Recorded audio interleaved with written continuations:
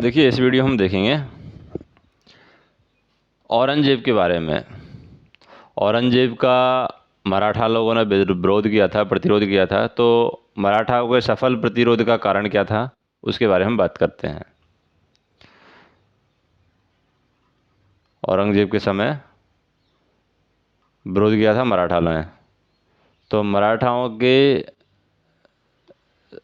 हैं यहाँ पर सफल होते हैं औरंगजेब का विद्रोह करने में, औरंगजेब का प्रतिरोध करने में।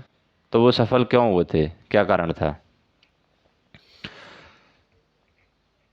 पहली तो बात तो ये देखें कि मराठा लोगों ने जब प्रतिरोध किया था, उस काल में शिवाजी का उभार हुआ था और एक स्वतंत्र मराठा राज्य का जन्म हुआ था। क्योंकि छत्रपति शिवाजी महाराज,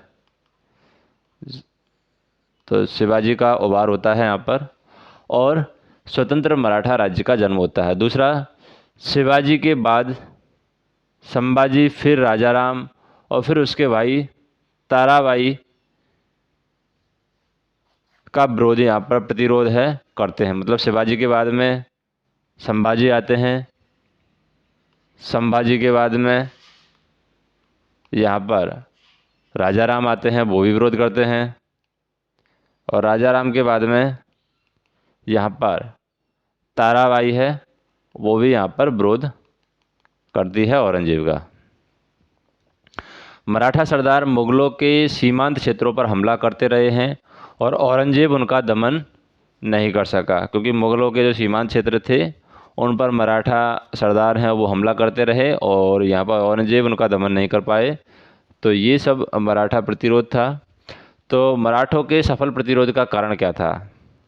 पहली बात तो ये सफलता का कारण में पहला कारण आ जाता है कि महाराष्ट्र की भौगोलिक दशा ने मराठाओं की भौगोलिक युद्ध प्रणाली को कामयाब किया, क्योंकि वहाँ पर जो भौगोलिक दशा थी महाराष्ट्र की, वो उनके फेवर में थी, मराठों के फेवर में थी। तो भौगोलिक युद्ध प्रणाली है उसको यहाँ पर कामयाब बनाया, क्योंकि वहाँ पर जो भौगोलिक दशा है वो ऐसे तरीके से बने हैं, पहाड़ वगैरह है उस तरीके से बने हुए हैं, किले वगैरह हैं। महाराष्ट्र धर्म ने मराठा प्रतिरोध को सामाजिक और सांस्कृतिक आधार दिया, जिससे मराठा राजनीति को लोकप्रिय जनाधार मिला और इस लोकप्रियता ने उन्हें बारंबार संकट के बीच से लड़ते रहने का भावनात्मक और सामाजिक आधार दिया। यानी जो मराठा लोग प्रतिरोध कर रहे थे उसमें उन्होंने उसका जो आधार बताया, वो आधार बताया सामाजिक और सांस्कृतिक। अब जब किसी चीज़ का हमने आधार सामाजिक और सांस्कृतिक बता दिया तो उस आधार पर लोग उससे ज़्यादा जुड़ेंगे, सामाजिक और सांस्कृतिक आधार पर लोग उससे ज़्यादा जुड़ेंगे।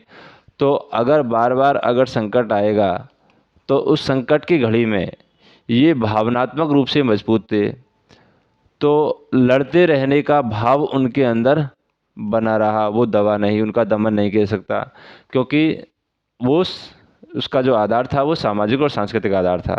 इसलिए लड़ते रहने की प्रेरणा उनको यहाँ पर मिलती रहती थी। शिवाजी की जो रणनीति है, पराक्रम और सामाजिक प्रगतिशीलता और राजनीतिक योग्यता ने मराठा उभार और प्रतिरोध को आधार दिया, क्योंकि शिवाजी की जो रणनीति थी वो काफ़ी कुशल थी, शिवाजी का पराक्रम था वो बहुत ज़्यादा था, सामाजिक प्रगतिशीलता शिवाजी की अच्छी थी और राजनीतिक योग्यता भी शिवाजी की अच्छी थी। तो इसका भी वजह है कि इसकी वजह से भी वो अच्छे से प्रतिरोध मुगलों का कर पाए। अगर हम बात करें दक्षिणी राज्यों की दुर्बलता, जैसे अहमदनगर राज्य की समाप्ति के कारण अब इन क्षेत्रों में मुगल आ गए थे और इस समय तक बीजापुर और गोलकोंडा भी पतन की ओर मुड़ गए थे। तो अगर हम बात करें दक्षिण राज्यों की, क्योंकि दक्षिण राज्यों में क्या होता गया था, दक्षिण राज्यों में आपके आ जाते हैं,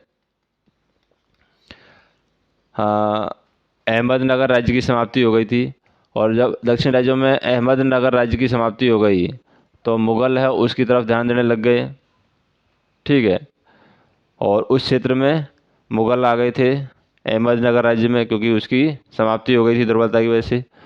और बीजापुर और गोलकोंडा का भी पतन हो गया था, बीजापुर की साइड भी मुगल चले गए, बीजापुर क्योंकि उधर की साइड भी उनको ध्यान देना था, गोलकुंडा की तरफ भी उनको ध्यान देना था। ठीक है।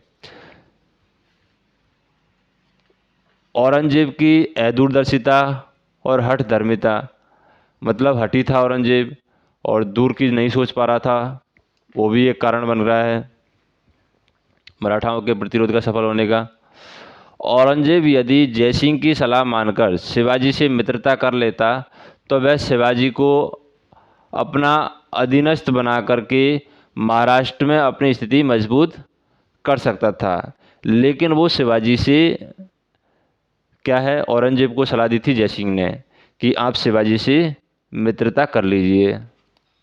लेकिन औरंगजेब किसी भी सिचुएशन में शिवाजी से मित्रता करने की कगार में नहीं था। अगर वो शिवाजी से मित्रता कर लेता तो हो सकता है कि शिवाजी को अपना अधीनस्थ बना करके महाराष्ट्र में अपनी स्थिति मजबूत कर सकता था। यदि औरंगजेब दूरदर्शी होता तो वह संभाजी को हराने के बाद भी मित्रतापूर्ण अधीनता का विकल्प दे सकता था, क्योंकि औरंगजेब ने संभाजी को हरा दिया था। तो संभाजी को हराने के बाद वो उसको मित्रतापूर्ण अधीनता का विकल्प दे सकता था। लेकिन उसने क्या किया, संभाजी की हत्या कर दी और उसकी पत्नी और बेटे को कैद कर लिया। और उसे यह लग रहा था कि नेतृत्वहीन मराठा बिखर जाएगा, लेकिन वह समझ नहीं पाया कि मराठा राजनीति महाराष्ट्र धर्म की जमीन से उपजी है और वहाँ स्वराज्य का विचार लोकप्रिय चेतना का हिस्सा बन चुका है। औरंगजेब को अपनी साम्राज्यवादी शक्ति का अहंकार हो गया था और वह यह दावा करता रहा है कि हम इन पहाड़ी चूहों से समझौता करके साम्राज्य के गौरव का अपमान नहीं होने देंगे। औरंगजेब स्वयं भी अपने जीवन के अंतिम काल तक अपनी राजनीतिक गलती यानी भूल को समझ गया था, लेकिन उसने साहू जी को रिहा करके ताराबाई बनाम साहू जी की स्थिति पैदा कर दी थी। मराठों के आंतरिक कलह में धकेल करके महाराष्ट्र को जीतने की योजना बनाई।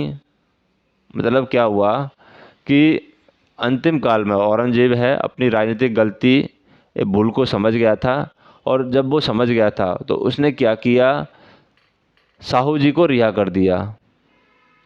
जो साहू जी को रिहा कर दिया और साहू जी को रिहा करके ताराबाई बनाम साहू जी की स्थिति पैदा कर दी, क्योंकि साहू जी को रिहा कर दिया, साहू जी और ताराबाई के बीच में युद्ध होगा ऐसा उसने सोचा, यानी उन दोनों के बीच में संघर्ष शुरू कर दिया, जिससे आगे चलकर साहू जी की जीत हो गई।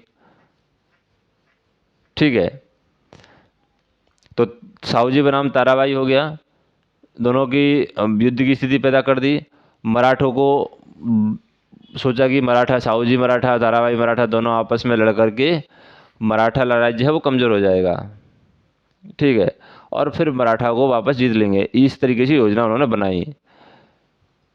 और स्मरणीय है कि इसका परिणाम देखने के लिए औरंगजेब जिंदा नहीं रहा, क्योंकि ताराबाई और साहू जी दोनों का युद्ध को देखने के लिए, उसका परिणाम देखने के लिए वो औरंगजेब यहाँ पर जिंदा नहीं रहा।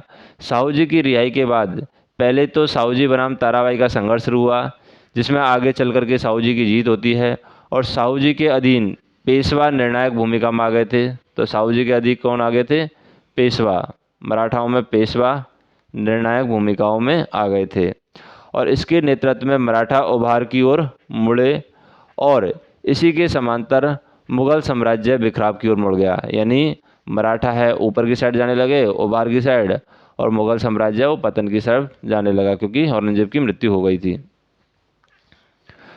और औरंगजेब उत्तर में भी बहुआयामी संकटों का शिकार था, इसने भी मराठों के उभार में योगदान दिया।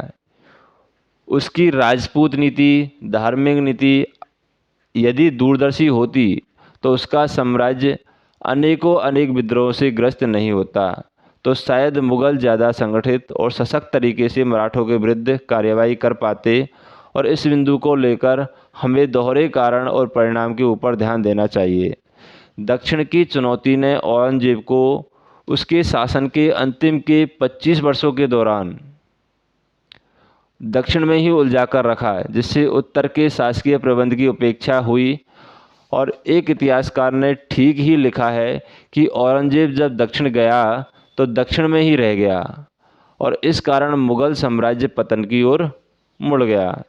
एक इतिहासकार ने यह भी लिखा है कि जिस तरह से स्पेन के फोड़े ने नेपोलियन को तबाह कर दिया, उसी तरह दक्षिण के फोड़े ने औरंगजेब को समाप्त कर दिया। यदि औरंगजेब दक्षिण में इस तरह उलझा नहीं होता तो वह अपने धन और अपनी सेना की बदौलत उत्तर के विद्रोहियों पर ज़्यादा ध्यान दे पाता, किंतु वह इस क्रम में यह भी स्मरणीय है कि औरंगजेब की अन्य नीतियां भी उत्तर के मामले में गंभीर बनाने में योगदान दिया था। जैसे कि राजपूत नीति उनकी थी, धार्मिक नीति थी, कठोर दमन की नीति थी। इस क्रम में यह भी समझना होगा कि मुगल साम्राज्य आर्थिक संकट का भी शिकार था और मनसबदारी और जागीरदारी व्यवस्था भी चरमरा गई थी। इसके कारण भी कृषक और जमींदार विद्रोह कर रहे थे और जब एक के बाद एक विद्रोह हो रहा था तब विद्रोहग्रस्त क्षेत्रों के मनसबदारियों की सैन्य शक्ति भी घट रही थी, क्योंकि जमा और हासिल के अंतर के समाधान के लिए शाहजहां ने भी माहवारी पद्धति की शुरुआत कर दिया था और फिर औरंगजेब के काल में यही पद्धति जारी रही।